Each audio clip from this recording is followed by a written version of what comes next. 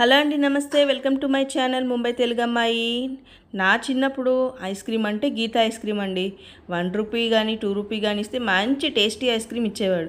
ఈ రోజుల్లో అలా వచ్చేవాళ్ళు లేరు. అసలు 1 రూపీకి 2 రూపీకి చాక్లెట్ కూడా రావట్లేదు.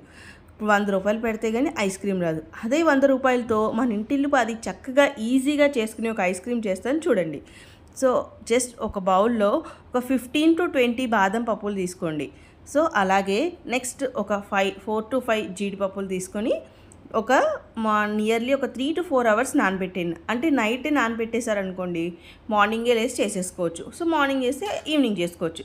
సో బాదం పప్పులు జీడిపప్పులు నానిపోయినాయండి. సో ఇప్పుడు వాటికి మనం ఏం చేద్దామంటే మొత్తం దానిలో తొక్కు తీసేసేద్దాం. ఈ తొక్కు తీయడం కూడా అంత పెద్ద కష్టమేం కాదండి. నానిపోవడం వల్ల అది ఉబ్బిపోతాయి కాబట్టి జస్ట్ పైన కొంచెం ఇట్లా తొక్కు తీసేసి దాంట్లో వేసేసుకుంటే సరిపోతుంది.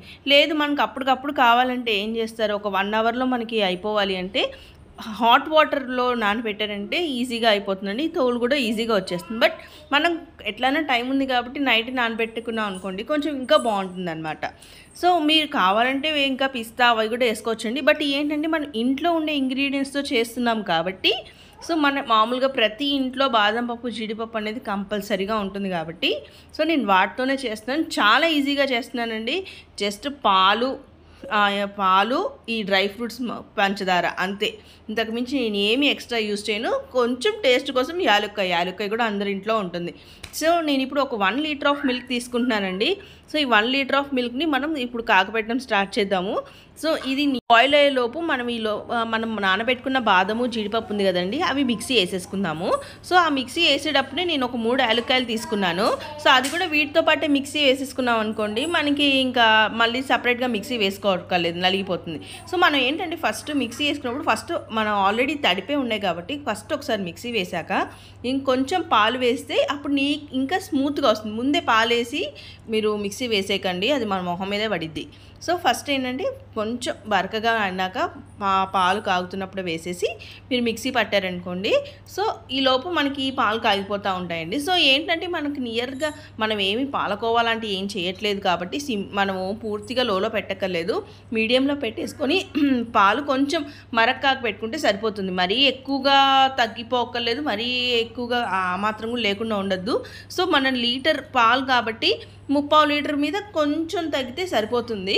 మనం ఏమి కోవా లాంటివి చేయట్లేదు కాబట్టి కలాకండ్ కోవా. సో మనకి ఇది ఏంటంటే ఈజీగా కొంచెం పాలు మరిగే కొద్ది టేస్ట్ మీగడ వస్తుంది కాబట్టి అది. ఇంకోటి ఏంటంటే మీగడ కడుతున్నప్పుడల్లా దాంట్లో తీసేసి మీరు లోపలే వేసేసుకోండి. ఎందుకంటే మళ్ళీ అది ఐస్ క్రీమ్లోకి వెళ్ళింది అనుకోండి, పిల్లలు చాలామంది మీగడ తినడానికి ఇష్టపడరు. సో అది దాంట్లోనే వేసేసి కలిపేశారనుకోండి, అది మళ్ళీ అది నార్మల్గా పాలలాగే అయిపోతుంది. సో ఇప్పుడు మనం మిక్స్ చేసి పెట్టుకున్నది డ్రై ఫ్రూట్ ఉంది కదండి, పౌడర్ వేసేసుకుందాము. వేసేసుకొని కొంచెం మనం గట్టిగా కొంచెం మనం బలం ఉపయోగించాలి. బాగా అవి లోపల నానిపోవాలి, ఎందుకంటే అది పౌడర్ అనుకోండి తొందరగా నానిపోతుంది. సో ఇది కాబట్టి కొంచెం టైం పట్టుద్ది. సో నేను ఈ స్పూన్స్ అనేవి చాలా అందరి ఇళ్ళల్లో ఉంటాయి కదా, సెరిలాక్ స్పూన్స్. ఆ స్పూన్స్తో నేను ఒక 5 స్పూన్స్ ఆఫ్ షుగర్ తీసుకున్నాను. సో లీటర్కి నియర్లీ 5 స్పూన్స్ ఆఫ్ షుగర్ అయితే పట్టిందండి. ఇట్ డిపెండ్స్, మీకు ఇంకా ఎక్కువ కావాలంటే ఎక్కువ వేసుకోండి, తక్కువ కావాలంటే తక్కువ వేసుకోండి. సో ఒక్కసారి వేసేసి జస్ట్ అలా కలిపేసేయండి చాలు. కొంచెంసేపు మరగనిచ్చేసుకుందాము. సో కలర్ కోసం కొంచెం నేను కలర్ యాడ్ చేశానండి, ఆరెంజ్ కలర్. మీకు వద్దు అనుకుంటే స్కిప్ చేసేయచ్చు, లేదు మీకు కలర్ కావాలి అనుకుంటే మీ దగ్గర కుంకుమ పువ్వు ఉన్నా కూడా వేసుకోండి. మీకు కొంచెం పాలు ముందే తీసుకొని దాంట్లో వేసేసి నానబెట్టేస్తే లాస్ట్లో మీరు కలర్ కోసం దాంట్లో కలపచ్చు.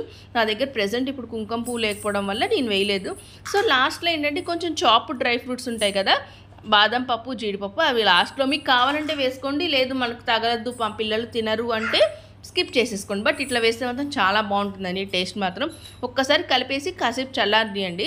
ఇంకోటి చల్లార్చేటప్పుడు మీరు మధ్యలో తిప్పుతూ ఉండండి, ఎందుకంటే పైన మీగడ కట్టుద్ది కదా. సో మళ్ళీ మీకు ఐస్ క్రీమ్ అయ్యేటప్పుడు మీకు ఆ మీగడలాగా అలా అల్లుకుపోతుంది అనమాట. అలా లేకుండా మీరు మధ్యలో చల్లారుతున్నప్పుడు కలిపేసేసి మీగడ కూడా లేకుండా లోపలికి మాత్రం గట్టిగా కలిపేసుకుంటూ ఉండండి. సో మీ దగ్గర ఎయిదర్ ఈ ఐస్ క్రీమ్ మౌల్డ్స్ లాంటి లేదంటే ఇంట్లోనే ఉన్నాయి నేను చెప్తున్నా కాబట్టి మనకి ఈ గ్లాస్, మన వాటర్ తాగే గ్లాస్ కానీ టీ తాగే గ్లాస్ కానీ ఏదైనా యూస్ చేసుకోవచ్చు. సో నేను వాటర్ తాగే గ్లాస్ యూస్ చేసి ఆ 2 గ్లాసెస్ నిండా అయితే నాకు వచ్చిందండి. సో అవి వేసేసుకొని చక్కగా దాంట్లో చేసేసుకోవచ్చు. లేదు ఐస్ క్రీమ్ మౌల్స్ లేని వాళ్ళు చక్కగా ఇలా చేసుకోండి. ఇదే బెటర్ అండి ఐస్ క్రీమ్ మౌల్స్ కంటే నాకు తెలిసి. సో ఈ రెండు నాకు ఈ 2 గ్లాసెస్ నిండా వచ్చాయండి. 1 లీటర్ పాలకి ఆ 2 గ్లాసెస్ నిండా అయితే వచ్చాయి, పెద్ద గ్లాసెస్ నిండా. సో దాన్ని ఏం చేస్తామంటే పైన నేను సిల్వర్ షీట్తో కవర్ చేసేస్తున్నాను. ఏంటి సిల్వర్ షీట్, ఇది ఎక్కడి నుంచి తేవాలనుకున్నారా? అది లేకపోతే ఏం కంగారు పడకండి.